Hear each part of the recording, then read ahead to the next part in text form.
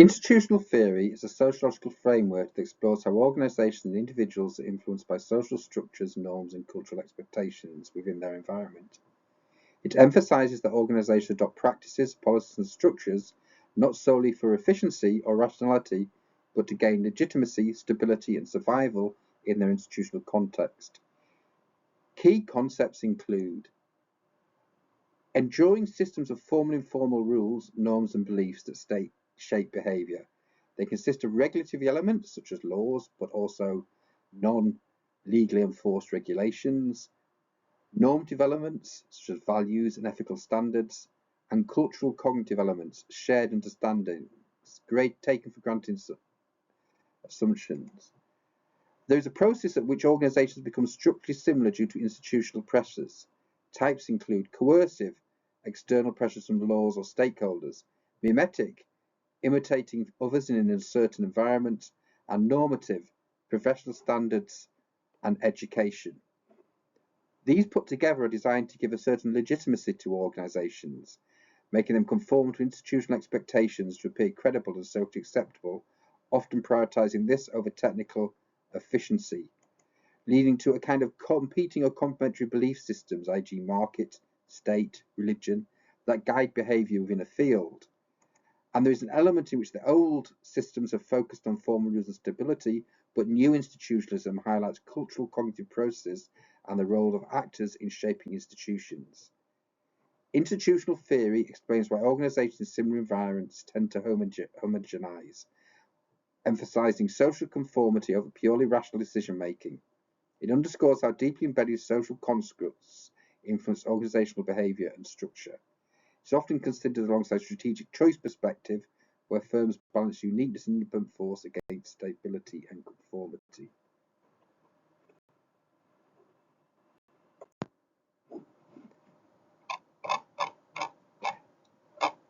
The institutions fall into a variety of patterns. These are the institutions relevant to institutional fears of board behavior, categorized by the type of pressure they exert, coercive, mimetic, or normative, and their role in shaping governance practices. There are formal institutions, regulative institutions. They exert coercive power through laws, regulation, and enforcement. Examples include the Security and Exchange Commission, which mandates corporate disclosures, stock exchanges, NYSE, NASDAQ, FTST, etc., which set listing requirements. They have majority independent boards, audit committees. They are private companies themselves, but actually have powers to make sure the companies want to remain listed, which is a very, very powerful power to have. There are corporate governance codes, such as the OECD Principles of Corporate Governance, a global standard, and the UK Corporate Governance Code. And there are, of course, courts and legal systems, which enforce fiduciary duties, which we have talked about on a number of occasions. The normative institutions shape expectations through professional standards, education, and ethics. They include professional associations, National Association of Corporate Directors in the States, Institute of Directors in England, the business schools and training programs themselves, MBA curricula and director certifications, socialized board members into shared norms, and proxy advisors, ISS, Glass Lewis, etc., which define good governance benchmarks such as executive pay, board diversity, etc. But of course, this may well be changing even as I speak in relation to the allowance of board diversity decisions. There are cultural cognitive institutions. They shape taken for granted assumptions and beliefs. Shareholder primacy norms in the US, maybe stakeholder capitalism movements elsewhere in Europe, for instance in Germany, where worker co-representation and co-determination is required. And media and public opinion scandals, for instance, Enron, redefine societal expectations of board accountability. For example, boards now routinely include sustainability reports and annual filings reflecting societal shift towards climate consciousness. How long this lasts and survives the Trump administration is itself an important up-to-date question that you may want to consider. There are those who are influenced by imitation, and they have drivers of best practice in uncertain, changing strategic environments. There are industry peers. Firms copy board structures from market leaders. Consulting firms like McKinsey and Deloitte promote standardized governance frameworks. Of course, As we well know, these standardized frameworks are subject to declining rate of profit, and they are often imposed in very, very substandard ways and imposed in areas in which they are not particularly appropriate. And there are activist investors who we talked about before, BlackRock, Vanguard, etc., pressuring boards to adopt governance reforms, which may be about maximising shareholder primacy, maybe about climate risk disclosures, etc. There are global and transnational institutions which spread governance across borders, the World Economic Forum, UN Principles for Responsible Investment, International Corporate Governance Network, etc. And there are hybrid institutions which blend formal and informal pressures, ESG rating agencies, evaluate boards' environmental social criteria, and things like NGOs and advocacy groups, Climate Rate, Action 100, Me Too movement, Black Lives Matter, etc. So this is the nature of the institutions we propose. After that, of course, we have to ask ourselves, we are talking about governance. What impact does institutional theory have on boards? From their own perspective, it focuses on how boards conform to external pressures, laws, norms, cultural expectations to gain legitimacy. Board behaviour is shaped by isomorphism in various ways. It's coercively shaped by regulatory compliance, it's mimetic by copying best practice from peers, and is normatively done by adopting professional standards. But alongside this, and when we talk about institutional perspective, we often have to look at strategic choice perspective as well, because as part of institutional things, many of the institutional environments, boards have agency. Boards have proactive agency in shaping strategy to gain competitive advantage. Boards exercise discretion, leveraging their expertise, networks, and power to influence decisions, for instance, mergers, innovation, or even political lobbying. So, for instance, a board pursuing a high-risk acquisition to disrupt markets despite institutional norms favouring caution and push against it. What are the differences, therefore, within this area? Well, on their varied aspects, drivers of decisions, institutional is external, strategic choice, internal strategic goals and opportunities. The board role, institutionally, they are passive conformers to institutional rules, strategic choice are active architects of strategy. Focus, institutional stability, survival and social acceptance. Strategic choice, innovation, competitiveness and profit maximisation.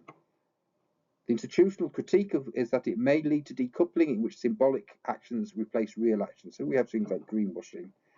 And strategic choice may underrate the institutional constraints on agency.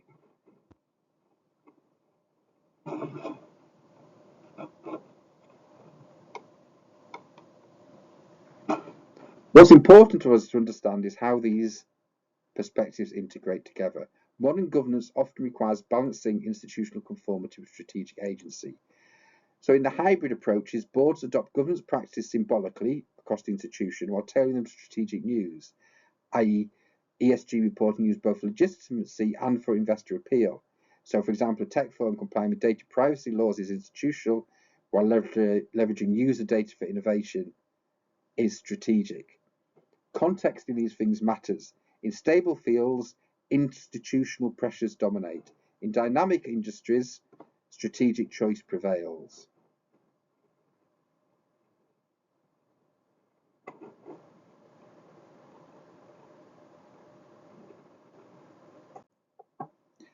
What are the implications, therefore, for corporate governance in this? Well, boards must navigate various points about this, and they're talking about that they understand institutional constraints, but they must do this while seizing strategic opportunities. They must understand the power dynamics of the board, require independent directors versus insiders, influence whether institutional strategic logics dominate, and crisis response was institutional, follow industry norms to restore trust, i.e. post-scandal governance reforms. Note before, following a theft at an art gallery, every security guard wants to appear like they are really efficient and really making the best of the things, unlike the fact they did not appear to be doing so beforehand. And strategic innovation to reposition the firm, e.g. pivoting business models during disruption.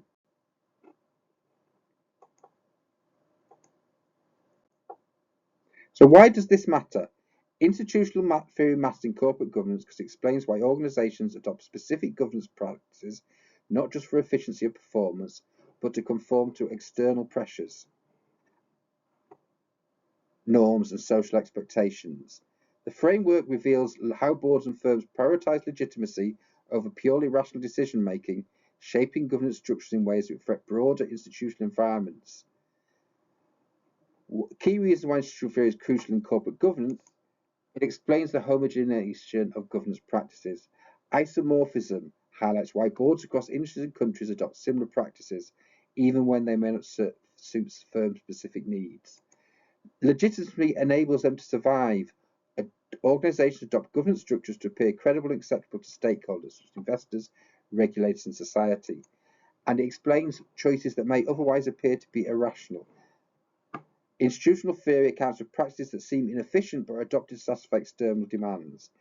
Decoupling, symbolic adoption of governance reforms, aiding diversity policies without meaningful implementation, so you might have token directorships, etc.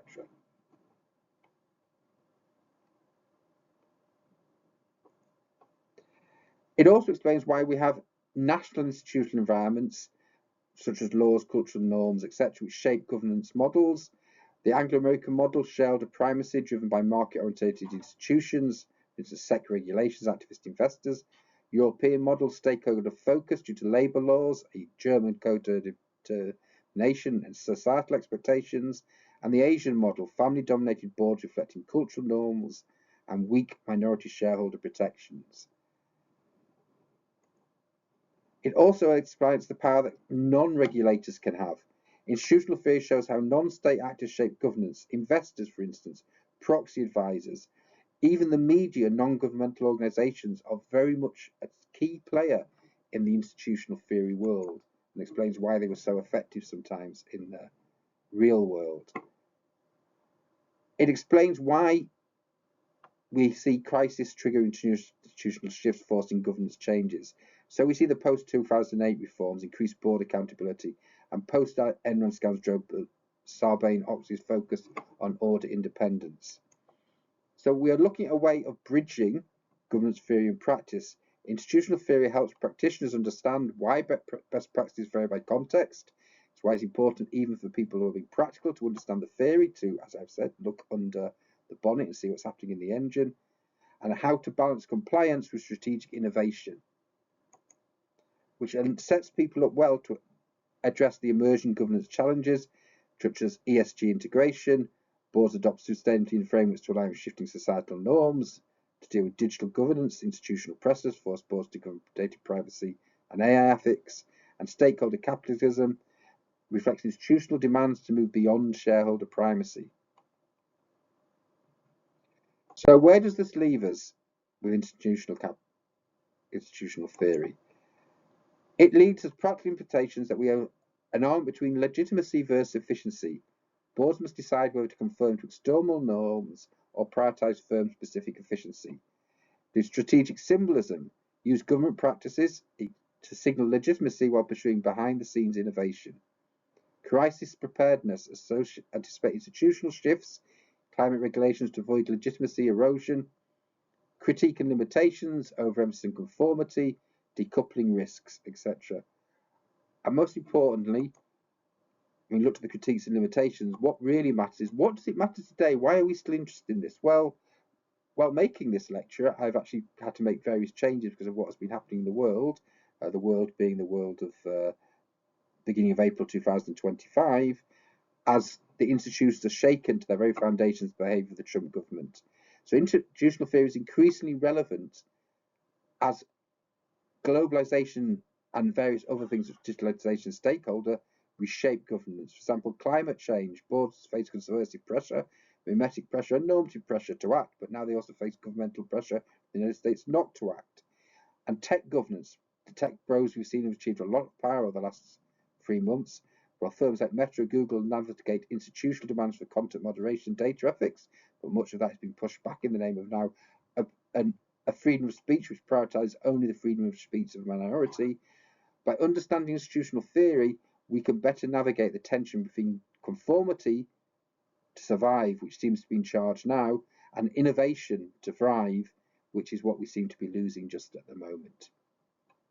I'd like to say thank you for listening and understanding how important the change we're going through at the moment are.